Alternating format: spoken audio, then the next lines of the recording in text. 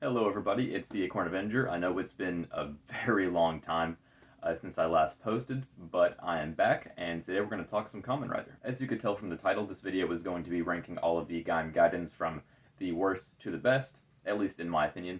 I was actually going to do this video quite a while ago. It was going to be really lengthy and scripted and deconstructive, but that just ended up taking way too long, and I was like, you know what, let's just talk about it. Because while I really do enjoy that kind of stuff on YouTube, the really lengthy, drawn out stuff, I think really with you guys, I'd like to just keep it at kind of a conversation level. Alright, so before I get started, I just want to mention one thing. I will not be including the Zangetsu Gaim Gaiden stage show from 2019. I actually did a review of that a couple of years ago, although I have been asked a couple times to revisit that, so I might be doing that soon. But just know if it were included, it would be in dead last.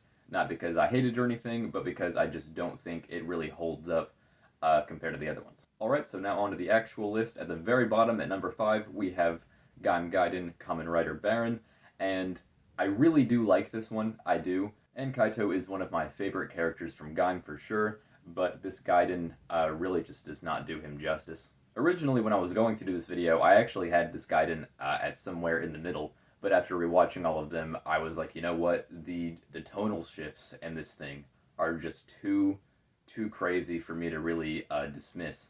In one scene, we'll have Kaito's parents dying, and then in the next scene, we'll have Shapul running around, acting like a little kid, and it's really jarring. I do have to give points though to Yutaka Kobayashi for having such range in this project as portraying both Kaito and Shapul, who are drastically different characters, and he plays both of them very well and very believably. So this one being on the very bottom is really not his fault at all. Another big problem with it is Alfred. I think Alfred is just the worst antagonist in all of Gaim, and Gaim has a lot of antagonists over its very many projects, so that's really saying something. I get what they were going for with his character. He was supposed to be meant to be a foil to Kaito, as being someone who finds more shallow things like money, and I think political power is what he wanted. He finds those things as his ideas of strength, whereas Kaito finds inner strength more compelling. So I get where they were going there, but the execution was unfortunately just terrible. Alfred is just the blandest character. I think if this were a standalone movie, it would probably end up being rated higher. I think with it being released with Zangetsu's Gaiden, which was very serious all the way through, I think they wouldn't have felt the need to make this one a little bit more silly in attempts to try and balance that out. But as it is, I'm sorry guys, I have to put it in last place. Alright guys, so next at number 4, you guys are going to be really surprised with this one. It is Kamen Rider Gaiden vs. Bravo. This was the Gaim Gaiden I was looking forward to for so many years, and when it came, I can't help but still feel disappointed with it. Now, obviously, since Gaiden is my favorite character of the show, I was ecstatic to see him back, and they actually did give him some good development, which I really appreciated, but unfortunately, this story is just so rushed, and they may as well not even have put Kamen Rider Bravo in the title because he spends most of this mind-controlled, unfortunately, and we really just don't get to see a whole lot from him. This one also greatly suffers from taking place after the novel, in which a lot of very important things happen. Although, obviously, not nearly as many people are going to read the novel as they are going to watch the movies, and so there's this huge disconnect from the end of Gaim Gaiden 2 to this. Jonochi and Oren have their belts back, and we just don't get to see that happen, unfortunately, and it was the scene I was looking forward to seeing in live action just so desperately, but we kind of just skip right past it. You can also really see the low budget showing in this one, and normally I don't mind that so much, when it's used in creative ways, but unfortunately a lot of the choreography and a lot of the special effects were just really bland and generic in this one, and it really just, I don't know, the whole thing kind of just leaves a really bland taste in your mouth. I really liked it, personally. It would be higher up on my list, but I'm kind of trying to be more objective with this one. It'll have a special place in my heart, for sure, but it doesn't belong any higher. Alright, so next up at number 3, right in the middle of the list, we have Gaim Gaiden Kamen Rider Duke. And initially, I had this one at last, but rewatching it, I think there's actually a lot of really interesting things being done in this one. I still don't think it has a very good villain in Kudokugai. I don't think he's very interesting at all. I think they tried to add a whole another layer of lore to Gaim as a whole, just with this one character, and it does not hold up. He's not nearly that good. But what I really love about this story is that we go further back in time than I think we ever got to see in the Gaim series. You know, we get to see Ryoma Sengoku as a younger scientist who is, you know, struggling to fit in, and, you know, obviously in the series he was a villain, so seeing him in a more vulnerable, relatable light is really refreshing. We get to see him meet and befriend Takatora, which is honestly a really sweet scene.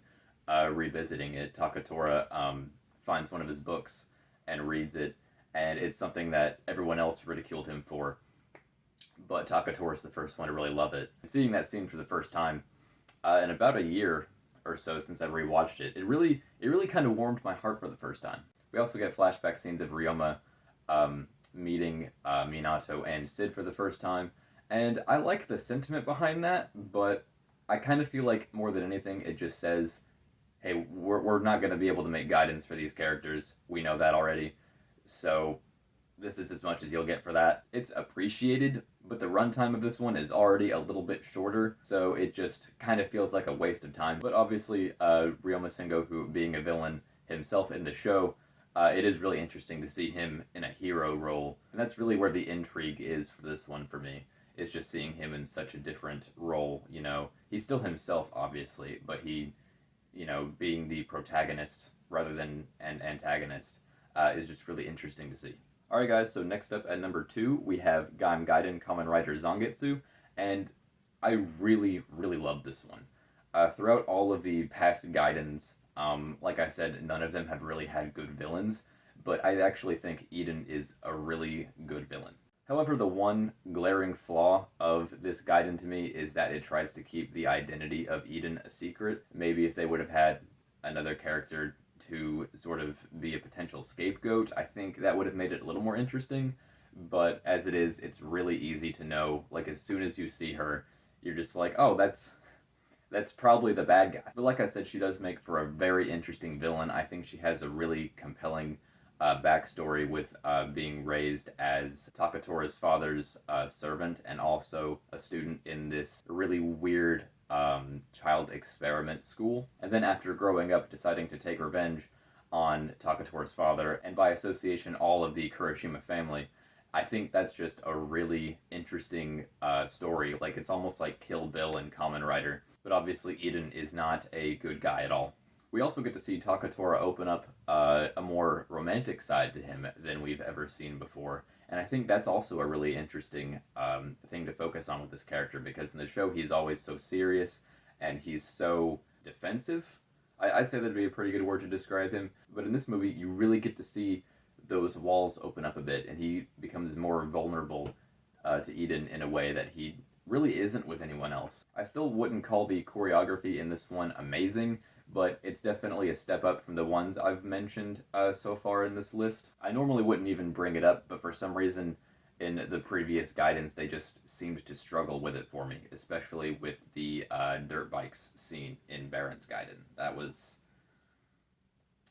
rough.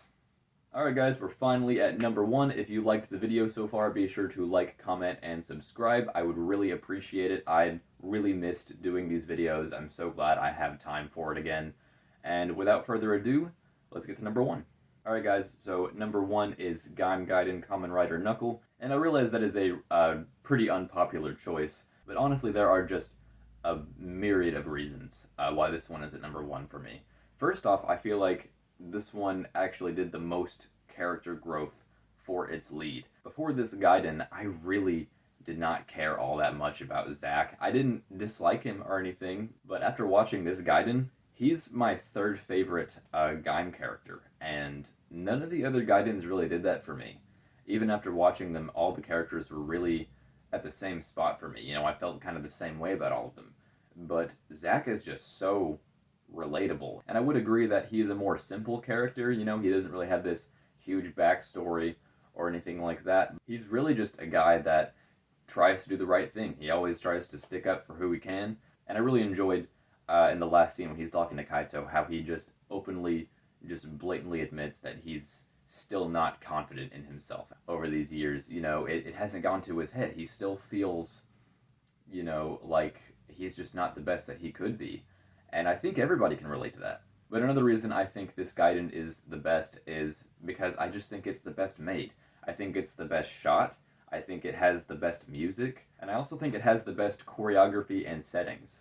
You know, I know it's really not much to just have a scene at night in the rain, but that does a lot for me to add to a movie's aesthetic, you know, like, whereas in Gaiden versus Bravo, pretty much all the scenes just take place on a bright sunny day except for one night scene, and like it literally just looks like it could have taken place over the course of one day, and that's really uninteresting to me. But when we have scenes in the morning, at night, you know, during the rain, it just adds such a visual variety that really just allows you to be more immersed. Even if what you're watching isn't even all that interesting on its own, it just allows you to be more immersed simply because it's something different. All that being said, though, there are a couple of weak points for this movie.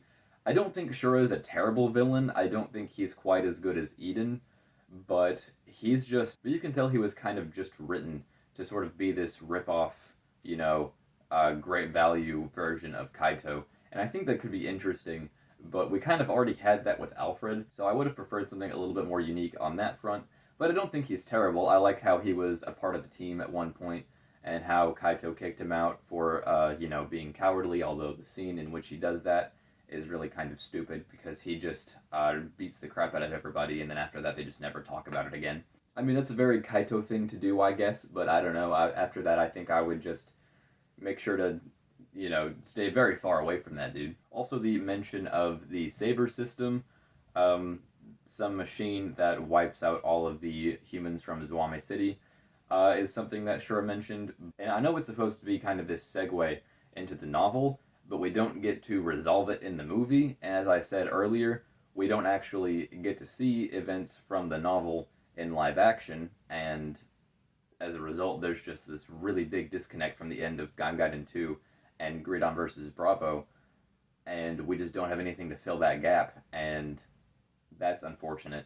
But that's not really the fault of this movie, I don't think, so I don't knock points off for that. So yeah, like I said, I'm trying to be kind of more objective with this list, at least subjectively objective, if that makes any sense whatsoever. And I just feel like this one is the best made, like I said. I feel like this one had the most care and attention put into it, and therefore I feel like it just deserves the #1 spot. So I think that'll about wrap it up for this video. Let me know what you guys think in the comments. I'd love to see your rankings of the Gaidens. I honestly think they're the most rewatchable part of Gaim, so I find myself revisiting them quite a bit more than the actual series itself. I really did miss making videos for you guys, though. I really did miss that, so I'm going to try to do it more often. I don't know if I'll be able to get into a steady routine or anything, but, you know, I'll try to make more than one video this year.